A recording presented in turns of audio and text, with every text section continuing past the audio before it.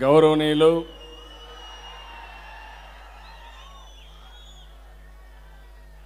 తెలుగు జాతి గర్వించదగ్గ వ్యక్తి కేంద్ర మంత్రివర్యులు వెంకయ్య నాయుడు గారు ఈరోజు మీ అందరి ఉత్సాహం చూస్తున్నా గౌతమి పుత్ర శాతకర్ణి బాలకృష్ణ గారు అదే మరి వేదిక పైన ఉన్న బోయపాటి శ్రీనివాస్ గారు క్రిష్ గారు ఈరోజు ఈ ఉత్సాహం చూస్తూ ఉంటే మళ్ళీ మీ అభిమానం చూస్తే నాకు ఏమాత్రం అనుమానం లేదు బాలకృష్ణ నటించిన ఈ సినిమా మళ్ళీ 1000 రోజులు ఆడుతుంది దీంట్లో అనుమానమే అవసరం లేదు లెజెండ్ పిక్చర్ సినిమా మొన్నే మీరు చూస్తే బోయపాటి శ్రీనివాస్ గారు ఆ రోజు డైరెక్ట్ చేశారు 1000 రోజులు ఆడిన దక్షిణ భారతదేశంలో ఏకైక సినిమా లెజెండ్ అనే పిక్చరు ఆ పిక్చరే 1000 రోజులు ఆడిందంటే చరిత్ర ఉన్న చిత్రం మళ్ళీ మన పూర్వ వైభవాన్ని చాటి చెప్పే చిత్రం ఇది 1000 రోజులు కాదు ఇంకా ఎక్కువ రోజులు ఆడుతున్న దాంట్లో అతిశయోక్తి లేదని చెప్పి కూడా నేను మీకు తెలియజేస్తున్నా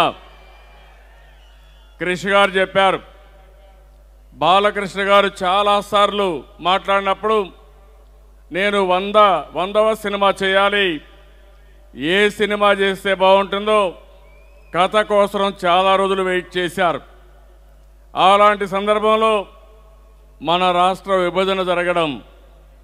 విభజన జరిగిన తర్వాత రాజధానికి అమరావతి అనే పేరు పెట్టడం చాలామంది ఆలోచించారు రాష్ట్రానికి ఏ పేరు పెడితే బాగుంటుంది చాలామంది సూచనలు ఇచ్చారు రాష్ట్రం మొత్తం ఆసక్తితో చూశారు ఆ రోజు రామోజీరావు గారు రీసెర్చ్ చేసి ఈ నూతన రాజధానికి అమరావతి పేరు పెడితే బాగుంటుందని నాకు అదే మరిగా చాలామంది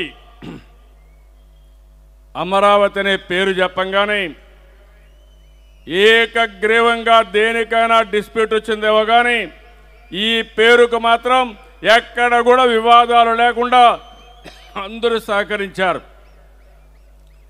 అంటే తెలుగు వారి చరిత్ర మళ్ళీ అమరావతితో ముందుకు వచ్చింది వాస్తవంగా చెప్పాలంటే క్రిష్ గారు చెప్పినట్టు నాకు వెంకయ్య నాయుడు గారికి కూడా శాలివాహన శకం మనకు తెలుసు అదే మరిగా అమరావతి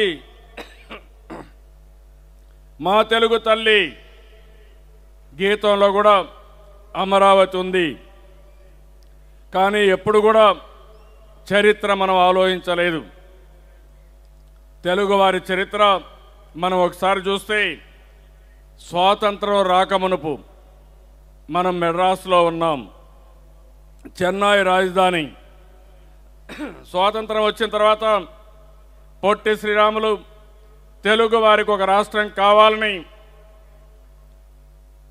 ఆయన ప్రాణాలు త్యాగం చేసి ఆంధ్ర రాష్ట్రం ఏర్పడింది 3 సంవత్సరాలు కర్నూలులో ఉండి మళ్ళీ తెలుగు వారందరూ కలిసి ఆంధ్ర హైదరాబాద్ రెండూ కలిపి ఉండాలని తెలుగువారి రాష్ట్రం కోసం పోరాడారు హైదరాబాద్ వెళ్ళాం 60 సంవత్సరాలు అందరం కష్టపడ్డాం మళ్ళీ అమరావతికి వచ్చాం ఈరోజు వచ్చినప్పుడు మీరు ఒకసారి ఆలోచిస్తే ఇవన్నీ కూడా ఒక్కొక్కసారి అనుకోకుండా జరుగుతూ ఉంటాయి చరిత్రలో కొన్నిటికి మనం చరిత్రకారులుగా మిగిలిపోయే అవకాశాలు కూడా వస్తూ ఉంటాయి నేను నేరుగా లండన్ వెళ్ళాను నాకు కొంతమంది చెప్పారు మా చీఫ్ సెక్రటరీ కూడా పోయి వచ్చిన తర్వాత నేను అక్కడ అధికారులు మ్యూజియం ఉంది లండన్లో అక్కడ 2 గ్యాలరీస్ ఉన్నాయి ఒకటి గ్రీస్ నుంచి ఒక గ్యాలరీ రెండో అమరావతి గ్యాలరీ. నేను అడిగినప్పుడు దీనికి ఒక చరిత్ర ఉంది. ఒకప్పుడు అమరావతి రాజధానిగా విదేశాలకు పెద్ద ఎత్తున భారతదేశం నుంచి ఎగుమతులు చేశారు. లాజిస్టిక్స్ హబ్గా ఉంది. ఇక్కడి నుంచే పరిపాలన జరిగింది. ఇది చరిత్రకు చాలా అవసరం కాబట్టి ఎక్కువ ప్రాధాన్యత ఇచ్చామని చెప్పడం జరిగింది. నేను అక్కడికి పోయినప్పుడు వాళ్ళు భయపడ్డారు. నేను ముఖ్యమంత్రిగా వెళ్ళి మొత్తం గ్యాలరీ మాకు ఇమ్మంటామని అడగతామని భయపడిన సందర్భం. నేను చెప్పాను, ముందు నేను చూడాలి కాబట్టి మీరు అధైర్యపడద్దండి, తర్వాత మాట్లాడదాం, కానీ నేను ఇమీడియట్గా డిమాండ్ చేయనని చెప్పిన తర్వాతనే నాకు మొత్తం చూపించే పరిస్థితికి వచ్చి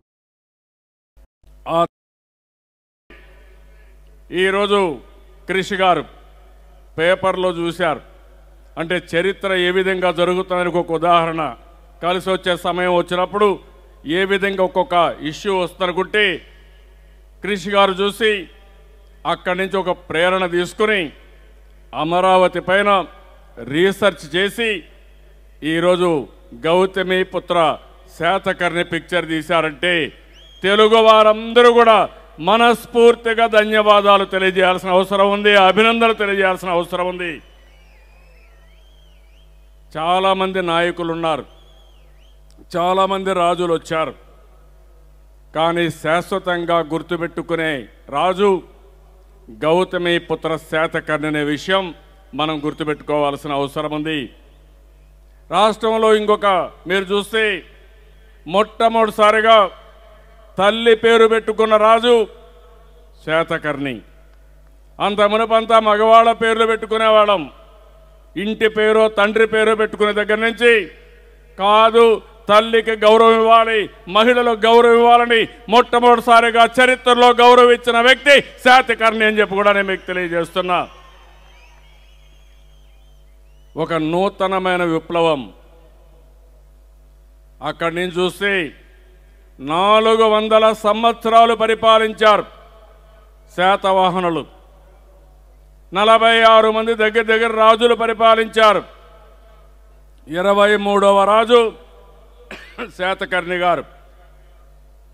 అక్కడి నుంచి ఇంకొక పక్క చూస్తే ఎంత పవర్ఫుల్గా పరిపాలించారంటే చిన్న చిన్న రాజులన్నీ కూడా ఏకం చేసుకుంటూ వాళ్ళని ఓడిస్తూ భారతదేశం మొత్తం అఖండ భారతదేశాన్ని ఏర్పాటు చేసిన వ్యక్తి, అమరావతి నుంచి పరిపాలించిన వ్యక్తి శాతకర్ణి అని చెప్పి కూడా నేను మీకు తెలియజేస్తున్నా.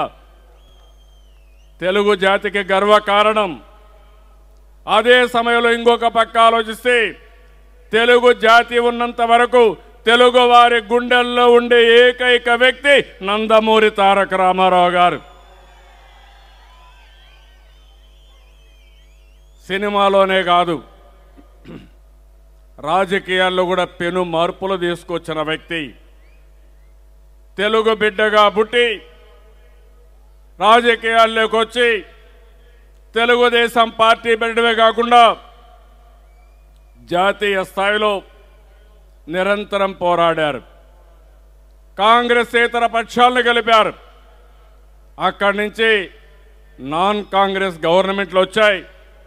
నేషనల్ ఫ్రంట్ గవర్నమెంట్ పార్టీ పెట్టి ఆ రోజు విపి సింగ్ను ప్రధానమంత్రిని చేసిన తర్వాత చాలామంది వచ్చిన అది ఎన్టీ రామారావు గారి ఘనత తప్ప ఇంకోటి కాదని చెప్పి కూడా నేను మీకు తెలియజేస్తున్నా. అందుకని ఆ రోజు చరిత్రలో శాతకర్ణి గారు. ఇంకొక విషయం కూడా మీరు చూస్తే యేసు ప్రభువు పుట్టిన తర్వాత కీర్తి శకం ప్రారంభమైంది ప్రపంచం మొత్తం. క్రీస్తు పూర్వం, క్రీస్తు శకం. అదే మాదిరిగా మనకు క్రీస్తు శకం వచ్చిన 70 సంవత్సరాల్లో శాలివాహన శకం ప్రారంభమైంది. మన రాష్ట్రంలో, తెలుగు రాష్ట్రాలు 2 రాష్ట్రాల్లో పక్క నుండి కర్ణాటక, అదే మరి మహారాష్ట్ర, మారిషస్ కానీ బాలి కానీ ఇలాంటి ప్రదేశాల్లో ఉగాది జరుపుకుంటున్నాం. అదే మనకు నూతన సంవత్సరం. శాతవాహన శకం. ఆ విషయం మనం గుర్తుపెట్టుకోవాల్సిన అవసరం ఉంది. ఇలాంటివన్నీ కూడా చూసినప్పుడు నాకు అనిపిస్తుంది బాలకృష్ణ గారు గౌతమిపుత్ర శాతకర్ణ 100వ సినిమా యాక్ట్ చేయడం మనందరి అదృష్టంగా నేను భావిస్తున్నా. ఇది వారికి కూడా ఒకసారి ఆలోచిస్తే పూర్వజన్మ సుకృతం. ఒక మహానాయకుడి గురించి చరిత్ర చెప్పడం, అది కూడా అమరావతి రాజధాని ఏర్పడిన తర్వాత చెప్పడం, ఇది ఒక చరిత్ర. ఇప్పుడు నాకు కూడా ఒక పెద్ద సవాలు. నేను ముఖ్యమంత్రిగా బాలకృష్ణ గారు 79 సంవత్సరాల్లో సినిమా బ్రహ్మాండంగా తీశారు. క్రిష్ గారు బ్రహ్మాండంగా చేశారు. ఈ సినిమా కంటే మించిన రాజధాని కట్టవలసిన బాధ్యత నా పైన ఉంది. నేను అందుకే చెప్పాను, ఏదో రాజధాని అంటే ఒక అడ్మినిస్ట్రేటివ్ బిల్డింగ్స్ కాదు. ఈ రాజధాని భారతదేశంలో అమరావతి నెంబర్ 1గా ఉండాలి. ప్రపంచ దేశాల్లో 5-6 రాజధానులు అమరావతి ఒకటిగా ఉండాలి. అది తప్పకుండా ఉంటుంది. అది చేసి తీరుతాం. ఆ సందర్భంలో బాలకృష్ణ గారు ఈ పిక్చర్ని తీసుకురావడం బ్రహ్మాండమైన అవకాశంగా నేను భావిస్తున్నాం. అందరం కూడా మనస్ఫూర్తిగా తెలుగు జాతి మొత్తం అభినందించాలి. ఎప్పుడూ వెంకయ్యనాయుడు గారు సినిమా ఫంక్షన్ రారు. నేనన్నా వెళ్ళాను, కానీ వెంకయ్యనాయుడు గారిని ఫస్ట్ టైం ఈ సినిమా ఆడియో రిలీజ్కి వచ్చారు. ఇంతవరకు ఎప్పుడూ రాలేదు.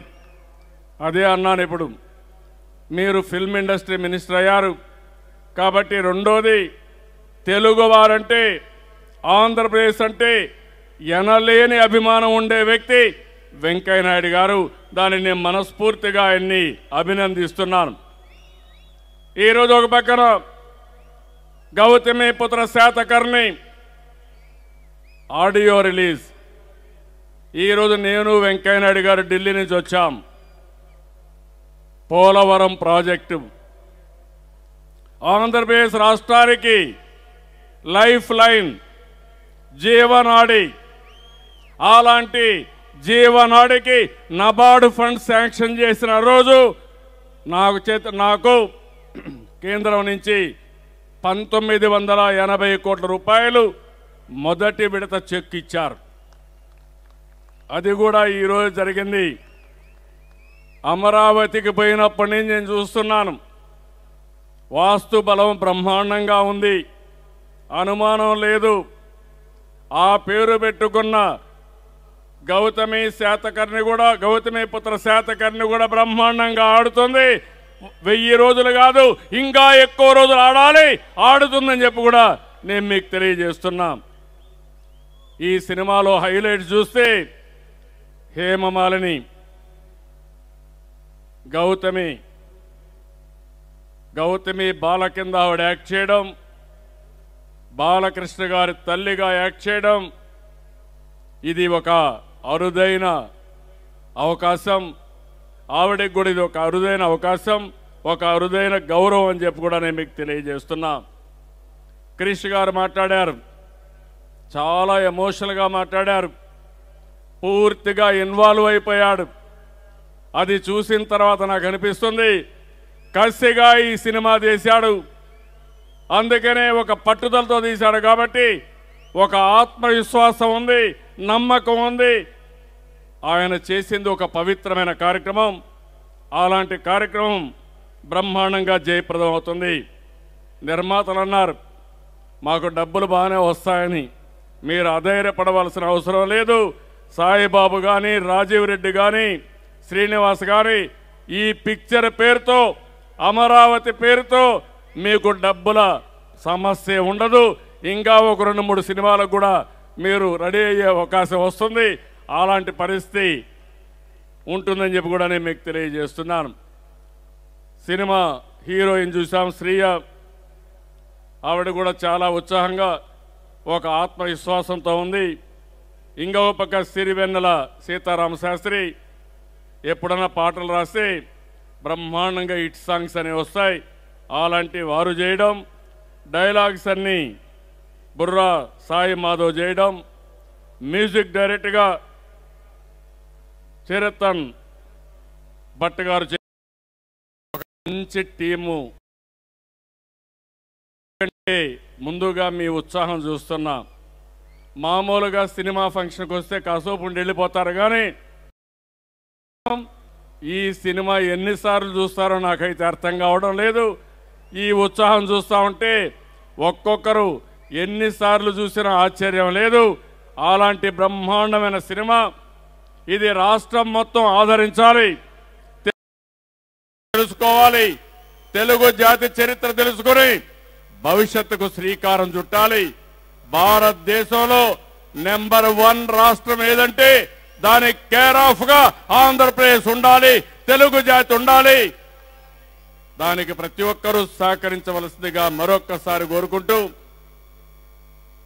ఈరోజు మీరు చూస్తే సినిమాలు కూడా చాలా అవసరం. కానీ వచ్చే సినిమాలు మంచి సినిమాలు ఉంటే మంచి మెసేజెస్ వెళ్తాయి. సినిమా వల్ల ప్రజల్లో ఒక చైతన్యం కానీ, ఇంకొక పక్క ఒక వినోదం కానీ ఉంటుంది. కొన్ని సినిమాలు చూస్తే నిద్ర రాని పరిస్థితి, భయపడే పరిస్థితి ఉంటుంది. కొన్ని సినిమాలు చూస్తే ఒక మానసిక వికాసం, ఆనందం, వినోదం అన్ని కలిసి వచ్చే పరిస్థితి వస్తుంది. అలాంటి సినిమా ఈ యొక్క గౌతమి పుత్ర శాతకర్ణిగా ఉండాలని, ఈ పిక్చర్ను చూసి మీరందరూ ఆనందించి తెలుగు జాతి చరిత్ర ఒక్కసారి గుర్తుపెట్టుకునే విధంగా ఉండాలని మనస్ఫూర్తిగా కోరుకుంటూ ఈ ఫంక్షన్ రావడం. ఈ రోజు కూడా మీరు చూస్తే నేను 2 ఆనందంగా ఉన్నాను. ఒకటి, పోలవరం ప్రాజెక్టు ప్రధానమంత్రి నరేంద్ర మోడీ గారి యొక్క సహకారంతో ఇది సాకారమైంది. అరుణ్ జైట్లీ గారు పూర్తిగా సహకరించారు, ఉమా భారతి గారు సహకరించారు, మన తెలుగువాడైనటువంటి వెంకయ్య నాయుడు గారు అన్ని విధాల ప్రయత్నం చేశారు. ఈ పోలవరం ప్రాజెక్టు పూర్తి చేసుకుని నదుల అనుసంధానం చేయగలిగి మొత్తం ఎన్టీ రామారావు గారు ప్రారంభించిన ప్రాజెక్టులన్నీ పూర్తి చేసుకుంటే ఆంధ్రప్రదేశ్ రాష్ట్రంలో ప్రత్యేకంగా రాయలసీమలో కరువు అనే మాట ఉండదు. అది సాధించి తీరుతామని చెప్పి మీకు తెలియజేస్తున్నా. అలాంటి సుదినం తరతరాలుగా డికేడ్స్లో ఎన్నో సంవత్సరాలుగా కరువుతో బాధపడుతున్న రాయలసీమ, అదే మాదిరిగా నెల్లూరు కానీ ప్రకాశం కానీ చాలా బాధతో ఉండే జిల్లాలు.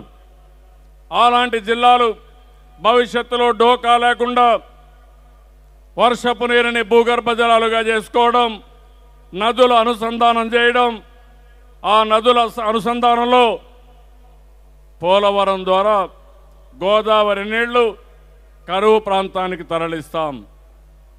అది ఒక చరిత్ర. అలాంటి ప్రాజెక్టుకి నబార్డు ఫండ్స్ ఈరోజే శాంక్షన్ అయినాయి. రెండోది అమరావతి. అమరావతి చరిత్ర, శాతవాహనుల చరిత్ర చాటి చెప్పే చిత్రం గౌతమి పుత్ర శాతకర్ణి ఈరోజే ఆడియో రిలీజ్ చేయడం, ఈ 2 సంఘటనలు నాకెంతో ఆనందంగా ఉంది. నేను ఎన్నోసార్లు చెప్పాను, తెలుగు వారికి 2 వరాలు, ఒకటి పోలవరం, రెండోది అమరావతి. ఈ 2 కూడా సాధించుకోగలిగితే తెలుగు వారి శక్తి ప్రపంచానికి మొత్తం చాటి చెప్పే అవకాశం వస్తుంది. ఇంకో పక్క ఈ 2 ప్రాజెక్టులు మనం చేసుకోగలిగితే తెలుగు వారికి తిరుగుండదని చెప్పి కూడా నేను మీకు తెలియజేస్తూ మరొక్కసారి వెంకయ్య నాయుడు గారిని అభినందిస్తున్నాం. వారు చేసిన కృషికి, అదే మాదిరిగా బాలకృష్ణ గారికి మనస్ఫూర్తిగా అభినందనలు. ఈ యొక్క యూనిట్ అందరికి కూడా రాష్ట్ర ప్రభుత్వం తరపున మనస్ఫూర్తిగా కృతజ్ఞతలు కూడా తెలియజేస్తున్నా. నేను ఊరూరికి పోయి చెప్పాల్సిన చరిత్ర మీరు ఒక సినిమా ద్వారా ప్రతి ఒక్కరి గుండెల్లో నిలిచే విధంగా చూపించబోతున్నారు. దీనికి పేరున అభినందిస్తూ మీరందరూ కూడా గట్టిగా చప్పట్లు కొట్టి రాష్ట్ర ప్రజానీకం తరపున హర్షాన్ని ఆమోదాన్ని తెలియజేయాల్సిందిగా మరొక్కసారి కోరుకుంటూ చేస్తారని చెప్పి ఆశిస్తూ అందరికీ నమస్కారాలు. జై హింద్, జై జన్మభూమి, జై గౌతమి పుత్ర శాతకర్ణి, జై గౌతమి పుత్ర శాతకర్ణి, జై గౌతమి పుత్ర శాతకర్ణి. Thank you.